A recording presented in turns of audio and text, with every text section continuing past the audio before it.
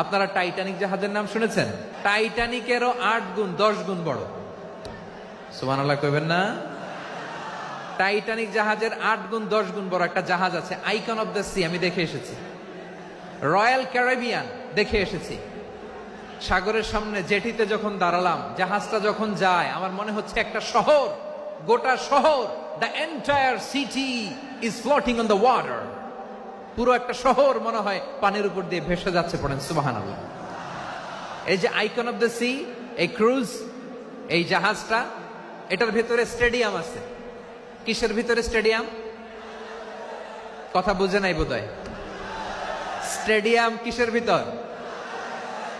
Swimming pool আছে, shopping mall আছে, restaurant আছে, ক্লাব আছে, 3000 4000 রুম বিশিষ্ট, কক্ষ বিশিষ্ট হোটেল আছে।